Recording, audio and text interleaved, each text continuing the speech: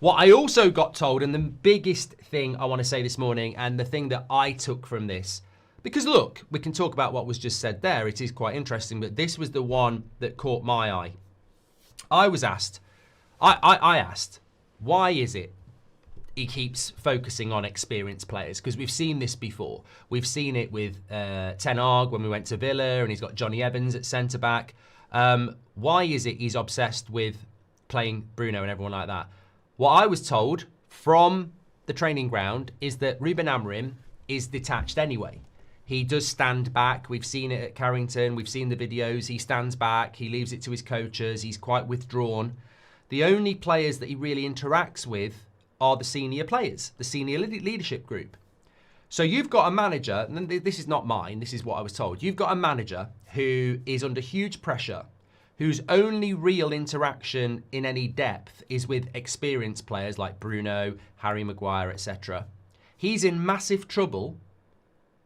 Of course he's going to rely on the players that he actually talks to.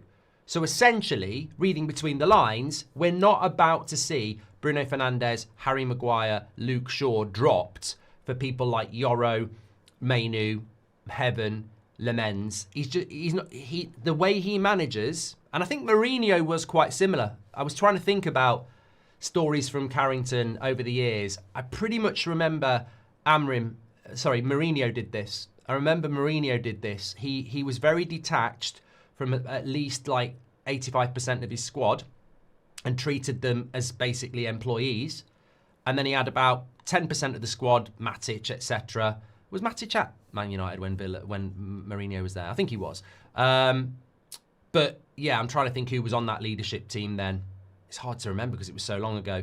But he had a core of players that he sort of was close to. So this, to me, this morning makes me even more concerned because on the one hand, yeah, look, he's going to be here till the Sunderland game. On the other hand, the thing that needs to happen to save him, he won't do. He's not going to roll into a team with Yoro and Mainu in it when he's not tight with those players. He doesn't have a relationship with those players. He has the relationship with people like Bruno and Maguire.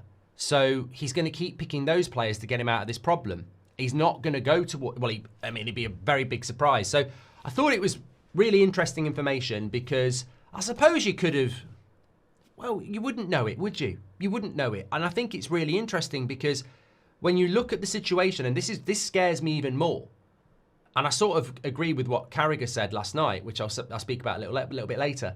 There's an inevitability to this. It's just a case of when, not if. Because if his way out of this is to focus on those players that he's close to, those players that he's close to aren't the right players. Like, I would liken this to, put yourself in this situation, right? You are wanting to get married and you want to build a long and happy life with your partner, right? On the one hand, you've got Michelle Pfeiffer, who I think is touching 70. On the other hand, you've got, I don't know, I'm not very good at this sort of thing. I always use Margot Robbie. Let's use her, who is a little bit younger. If you propose and marry Margot Robbie, then you've probably, unless something bad happens, like an unexpected event, you've probably got a long life ahead of you that you can build something together, build a family, and have many, many happy years together. If you marry Michelle Pfeiffer, with all due respect, she can't defy science, and you're probably not going to have that long together, and you're probably not going to have a very active life together, really. It's going to be very, very short term, isn't it? So take that into a footballing sense. If you're Ruben Amorim, and you need to build something for the future that's long, sustainable, and happy, you're better off going for the Margot Robbie option. And that here he is going with the Michelle Pfeiffer option. Now, Michelle Pfeiffer is a very fine lady from what I've seen, and she's a very good actress. But it's not long-term, is it?